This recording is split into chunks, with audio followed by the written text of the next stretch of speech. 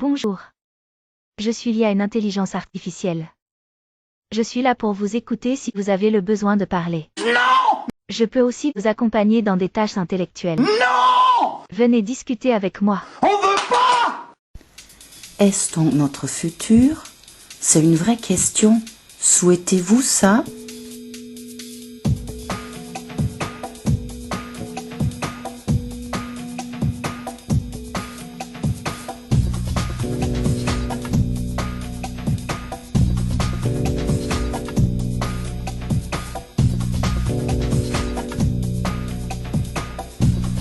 Vous voyez, je suis moi-même capable de gesticuler. Faire la causette avec l'IA? Ces réponses doivent être si misérables que Victor Hugo en retournerait dans sa tombe. Quoi? Bah tu as dit Cosette. Cosette, misérable, c'est bon tu l'as? Oh purée. On peut pas arriver à un tel niveau de médiocrité comme ça. Ça, c'est l'affaire d'une vie. Bien sûr, nous allons vous parler de l'intelligence artificielle. Mais qu'est-ce donc? Aussi abrégé IA ou AI en anglais, il s'agit d'un processus d'imitation de l'intelligence humaine qui repose sur la création et l'application d'algorithmes exécutés dans un environnement informatique dynamique. Son but est de permettre à des ordinateurs de penser et d'agir comme des êtres humains.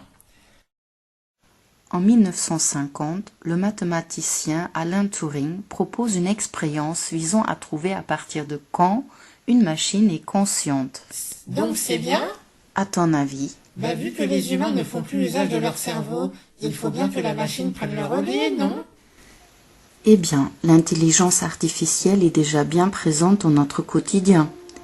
Capable de comprendre ce qui nous intéresse et nous recommande certains contenus sur les réseaux sociaux que nous utilisons quotidiennement et à l'instar de l'ordinateur HAL, dans 2001, l'Odyssée de l'espace sorti en 1968, l'intelligence artificielle est capable de comprendre nos paroles. Elle est même capable d'influencer les votes de millions d'électeurs. Elle pourrait être bénéfique dans le domaine médical en créant des robots chirurgiens qui n'auraient pas besoin de se reposer et qui ne connaîtraient pas la fatigue et pourraient bosser H24 en améliorant notre espérance de vie ou prévenir des épidémies, ou alors dans le milieu du bâtiment ou de l'armée pour réaliser des travaux dangereux.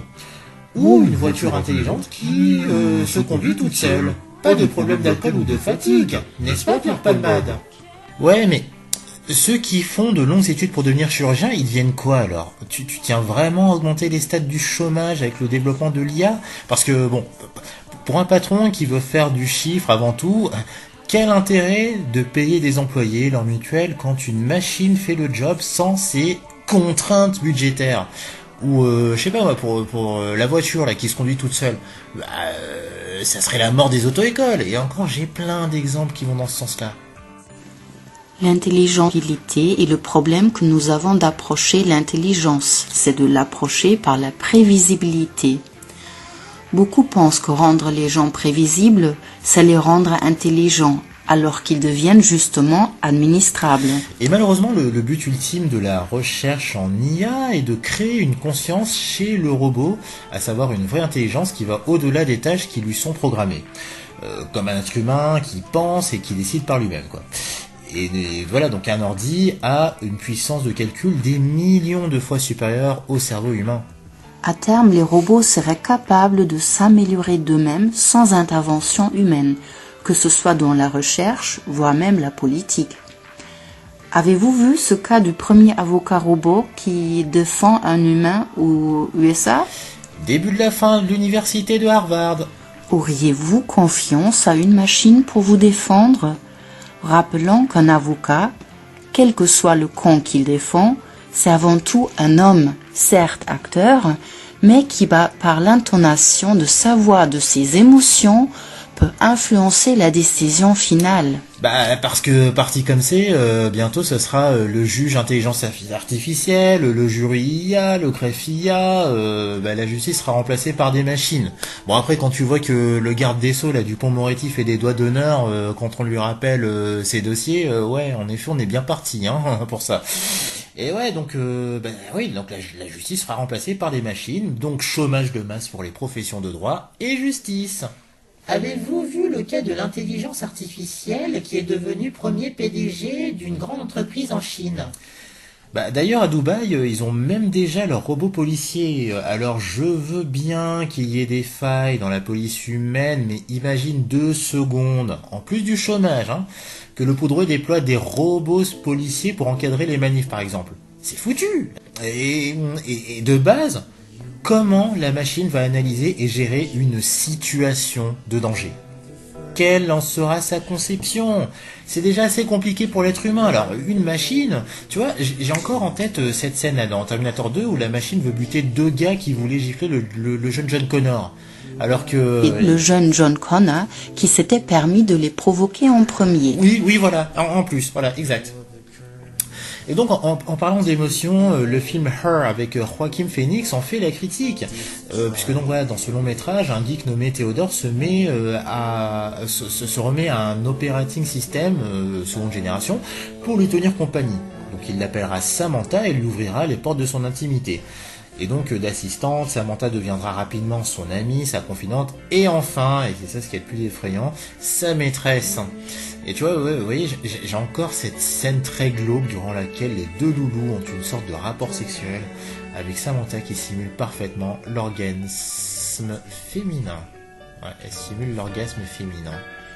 Oui, je sais, bon, elle a peut-être elle est peut-être allée sur YouPorn et a copié l'orgasme des actrices porno, mais bon... Et pire, l'indisponibilité temporaire de Samantha plongera les geeks dans une crise de panique. À l'instar de toute une génération, Théodore est à la recherche de la relation parfaite. Dans son cas, comment ne pas tomber amoureux d'une personne qui vous comprend mieux que personne sans vous juger?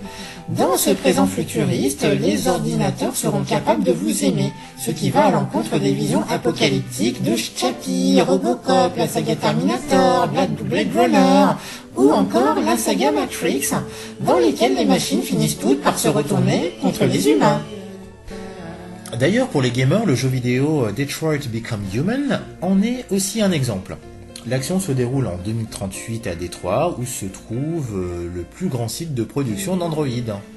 Si la plupart d'entre eux se contentent de s'employer aux tâches pour lesquelles ils ont été créés, étant donc au service des humains, et oui, Greg, je sais, chômage et tout, on sait. D'autres rêvent d'une autre vie. Ils parlent, se déplacent et se comportent comme des humains, mais ils ne sont que des machines au service de ces derniers. Et je vous laisse deviner, ça part en vrille. Et oui, gardé dans de très mauvaises mains, et vu la décadence qu'on vit depuis des décennies, et surtout ces 3 dernières années, je peux vous assurer que ça sera le cas, à savoir notre perte totale. Quand on voit par exemple le taré covidiste exilé fiscal qui est Laurent Alexandre, celui qui parlait des inutiles et des dieux, Donc quand tu vois ce mec nous vendre l'IA, il y a de quoi s'inquiéter en démonstration vidéo. Et que nous accepterons massivement dans quelques temps pour nos enfants et nos petits-enfants l'implantation de microprocesseurs dans leur cerveau pour les rendre égaux et leur permettre de lutter, d'être complémentaires avec l'intelligence artificielle. Nous préférerons la fusion avec l'intelligence artificielle plutôt que la vassalisation. Ce sera le mot de la fin avec vous. Merci, docteur Laurent Alexandre. Je peux vous dire que vous avez un petit peu secoué les esprits. Incroyable. On a l'impression que tu n'as même pas honte. D'ailleurs, l'évolution de l'intelligence artificielle est telle que les chercheurs en sont venus à copier la structure même de notre cortex en créant des neurones artificiels. Ce terme est apparu pour la première fois en 1943 d'après un concept créé par le neurophysicien Warren McCulloch et le mathématicien Walter Pitts. Interconnectés, les neurones artificiels bénéficient d'une méthode d'apprentissage qui leur permet d'affiner le résultat final. À la manière d'un neurone humain, un neurone artificiel affronte une série de réponses positives ou négatives pour apprendre de ses erreurs et produire ce que l'on attend de lui. On remarque aussi par exemple que les algorithmes de Facebook ou Google ont des préjugés raciaux. Parallèlement et malheureusement, les gens sont tellement fascinés par les progrès technologiques, entre guillemets, que ça facilite l'adhésion à l'intelligence artificielle. Il suffit de voir par exemple la disparition progressive du cash où les gens payent avec leur carte bancaire, voire même leur téléphone mobile. On a par exemple le cas d'Amazon qui vend le troisième œil qui permet de ne plus avoir besoin de lever les yeux de votre smartphone. On a aussi le projet de l'hologramme robot. Et la prochaine étape, c'est quoi? Les embryons artificiels? This is the artificial facility, a place where humans could be grown entirely from scratch. The devices you see here are called growth pods. Each growth pod is designed to replicate the same conditions that exist inside the model's uterus. J'en ai vu assez pour me rendre le sommeil impossible. L'incroyable croissance de l'intelligence artificielle est de type exponentiel. L'ampleur de certaines de ces avancées permet d'entrevoir les conséquences et surtout les risques qu'elles pourraient engendrer. L'élève dépassera-t-il un jour le maître? C'est inéluctable. En cherchant à rendre l'intelligence artificielle de plus en plus performante et toujours plus indépendante, l'homme sera bientôt dépassé par l'ordinateur. Dotées d'algorithmes de plus en plus complexes, les machines parviendront probablement à faire preuve d'autonomie et à échapper au contrôle de leur créateur. D'ailleurs, Rachid Guéraoui, un informaticien et professeur spécialisé en algorithmique, expliquait que ces prédictions cauchemardesques sont d'ores et déjà d'actualité. Aujourd'hui déjà, les systèmes d'IA détectent lorsqu'un humain tente de modifier leur comportement et font parfois tout pour rejeter cette intervention et la contourner si elle entre en conflit avec l'objectif initial de l'IA. Il faut agir de manière subtile et rapide pour que l'IA croie qu'elle prend elle-même toutes les décisions. Depuis quelques années, l'IA est utilisée par les gouvernements afin de réprimer les citoyens lorsque leur action porte atteinte à la loi. Ainsi, en 2019, la Direction générale de la consommation, de la concurrence et de la répression des fraudes s'est servie de l'IA pour contrôler les entreprises et les commerces et mieux cibler les fraudes et les concurrences déloyales. C'est la première étape. Qu'est-ce qui les empêchera d'utiliser l'intelligence artificielle pour couler des entreprises concurrentes de certains grands groupes qui voudront le monopole d'un marché?